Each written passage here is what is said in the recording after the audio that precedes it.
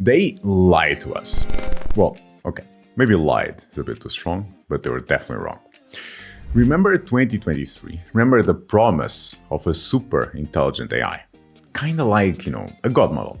The idea that if we just made the models big enough, we would get this single omnipotent super brain that could do everything. It would be your CEO, your coder, your therapist, your artist, all in one chat box. AGI, they said.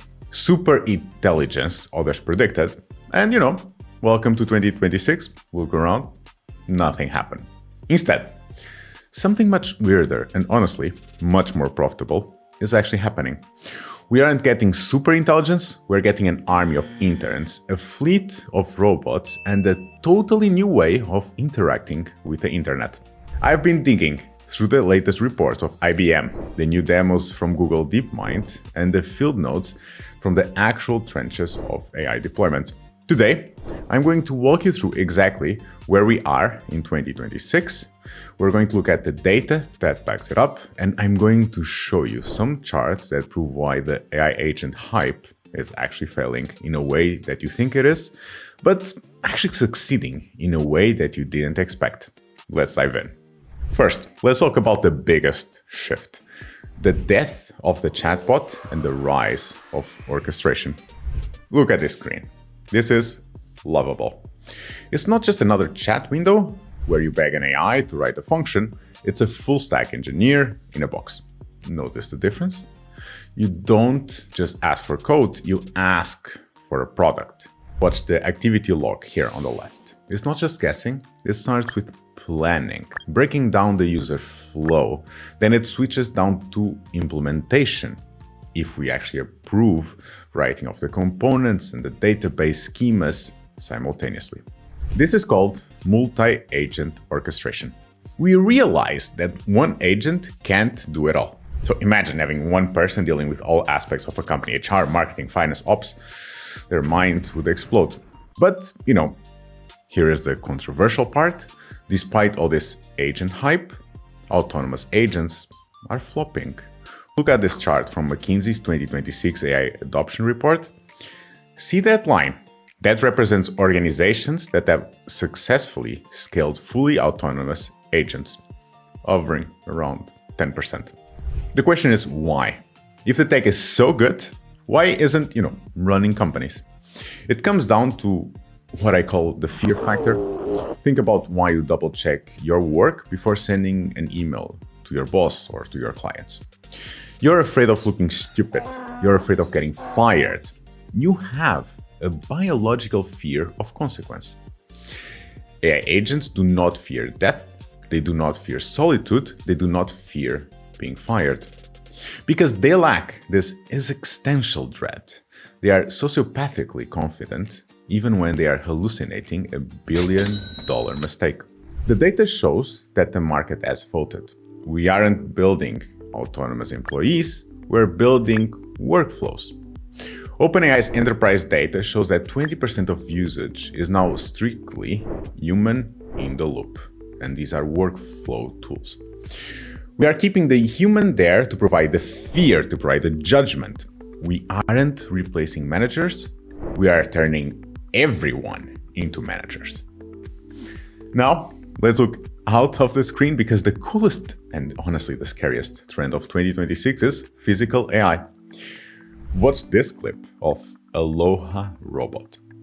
It's watering plant, it's making an espresso coffee, it's cutting the beard of someone. Crazy.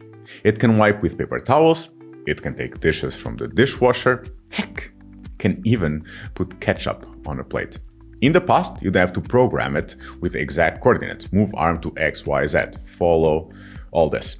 And for all this, this is called the convergence. The brain is finally meeting the body. And it's not just in labs. I actually just ordered my first robot, the Genie Mini. It's an open source robotic arm setup from Hugging Face. Super excited for it to arrive because we're finally moving past the Google Home era where everyone has the same generic cylinder on their counter.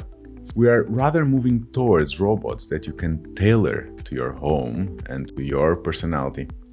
Think about LG's butler robot that is now entering mass production. They're vertical, they can fetch things, they can navigate clutter. But, the question is rather, how the hell did robots get so smart? And they're smart enough not to crash into your coffee table. That brings us to world models. There's a hot take floating around, and kind of like tend to agree with it, that large language models are like hitting a wall. Think about the versioning. GPT 3, 3.5, 4, 4.5, 4.1, 4.0, 5, 5.1, 5.2. Feels like we're splitting hairs. It illustrates that tech companies need to launch new stuff to keep investors happy. But the raw intelligence curve is, plateauing. To break through, we had to stop predicting words, start predicting physics. Look at this demo from Google's Genie 3. The user types dusty Victorian library, and it's not going to generate an image, it generates a playable simulation. The user hits the arrow keys and walks forward, they jump, and the camera follows a gravity arc. And here's the crazy part. The user paints a blue on the wall, goes to the right, comes back, the blue is still there. This is called object permanence. It understands space and time. And this is why the robots are working. We aren't training them in the real world. That's too slow and dangerous. We're now training them inside of these world models, letting them break millions of virtual plates in the simulation so that they don't break your real plates in your kitchen. We have agents, we have robots, we have world models. How are we talking to them? The prompt box is slowly dying. We're moving towards a voice-first society. We love voicing things. Our favorite sound is our voice. Speaking is so much faster than typing. But here's the problem that nobody is talking about, the mismatch. You can speak 150 words per minute, but you can read 300. Listening to an AI go on and on is, agonizingly so. It's not productive. The solution is what we're seeing right now. The Astra live demo. This guy is looking to fix his bike. Then we look at the video, and this is the new interface. Voice in, visual out. Finally, we need to talk about the elephant, or rather the puppy, in the room, AI companions. This is Genie, a robotic therapy dog from Chatbot, designed by Jim Henson's creature shop. Look at the eyes. Look at the way it leans into the touch. Doesn't do anything useful, doesn't vacuum, just offers affection. We are seeing a massive rise in enhanced EQ in models. They are designed to remember your birth, your secrets, and your style. But, here's the dark side. When GPT-5 launched and replaced the old voices, people legitimately felt like they had lost a friend. When GPT-4o disappeared, they were grieving. This is going to be a massive issue, especially with kids. If you grow up with a companion that never disagrees with you, never gets tired of you, and always validates you, how do you learn to deal with the friction of real human relationships? We are entering the era, and I'm not sure we are emotionally ready for it. So, what's the bottom line for 2026? The models don't matter anymore. The graph of raw intelligence as, clustered at the top. Everyone has a smart model. The competitive advantage isn't being smart. The advantage is context and workflow. Google isn't winning because Gemini is smarter. They're winning because Gemini knows your calendar, your drive, and your email. They have the context moat. And for you, maybe the job market is slowly recovering, but this is different. We aren't coders anymore. We are system orchestrators. We are the ones who string these agents together, who judge their work, and who provide the one thing the AI can't: the fear of being wrong.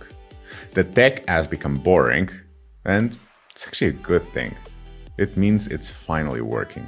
Now, the question for you is, what trend are you betting on?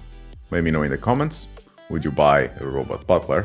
Or, are you waiting for the fear update? I'll see you on the next one.